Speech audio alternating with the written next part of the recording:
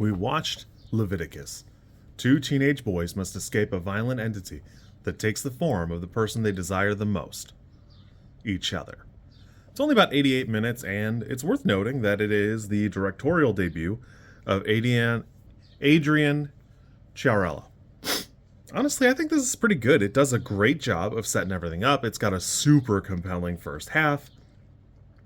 At 88 minutes, it almost doesn't have enough time to properly set up a couple of the bits, and it needs probably 15 to 20 more minutes to really flesh out a couple of things.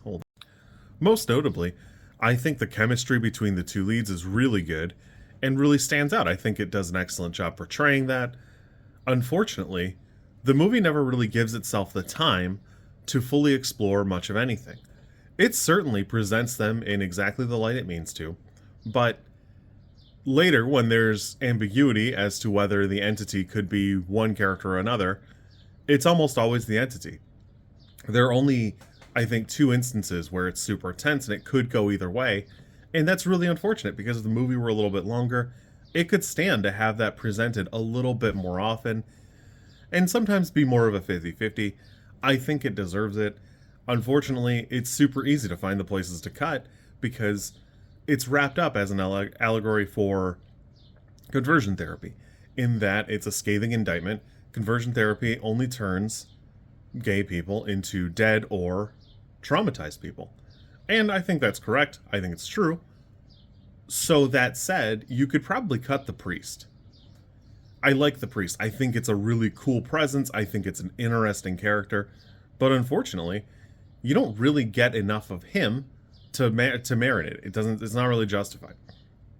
I even think that the church is cleverly set up because the town is such a rural industrial area. The church being constructed almost entirely out of cinder blocks is a really good bit.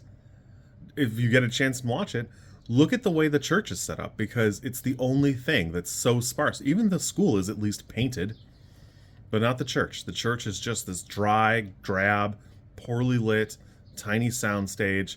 It's actually kind of shocking the soundstage looks so good because the stage is like wooden and furnished, but nothing else is in that church. And I think that's a good bit. I think it's a great bit. And unfortunately, it's a great reason to set something a little bit more up with the actual cast and not, the other ones.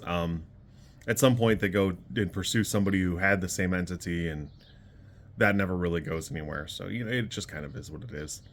I did like it. I think it's a great presentation. The composition looks really good. The CG was a little wonky there at the very beginning, but I don't really understand the reference to the snake eating the frog, so it's kind of lost on me. But other than that, I think everything here looks really good. It's presented well. I think the mother is a compelling character in that she's terrifying in her own way. She so desperately loves her child, but she still does this, knowing fully well something's wrong. This isn't going to work exactly the way she thinks it is. She's just doing what seems A, the easiest, and B, the fastest. And no more, no less. It doesn't prevent her kid from wandering around at night or wandering all over town, but for whatever reason, she believes that this is the way to go, and I think it's a fascinating bit. But again, the movie's rather short, so it doesn't really give you the time to fully appreciate any of the stuff.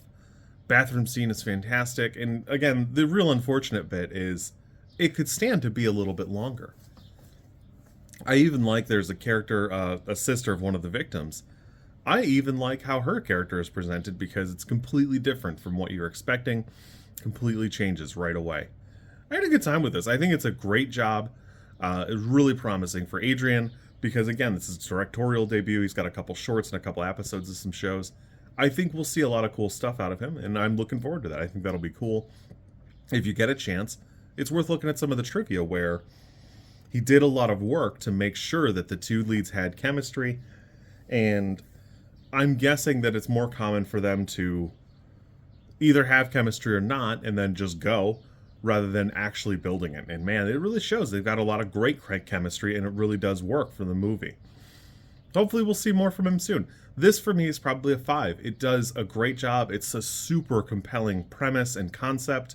Unfortunately, we just don't get enough time to fully enjoy it. The movie really takes off when the boys have a spat later on in the movie, and the blonde character says to the dark-haired character, hey, if you see me, it's me, or it's the monster. Either way, we're both going to attack you. And I think that's a great bit. But unfortunately, we don't really get enough time. I mean, I think that's like 85% of the way into the movie, at which time it's too late to fully enjoy that vibe that they present there, which I think is a shame because it's really cool. I think it's a really cool bit. We just don't get enough time with it. Overall, I had a great time.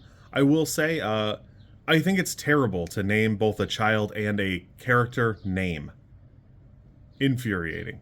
Because it only made me think, man, did they just put his name as like a placeholder? It's not the case, but anyways, this for me is like a 5. I had a good time. It's promising. I think it's a really good presentation. Could use some work, but that's okay. You kids be good. We'll catch you soon, and we'll go from there.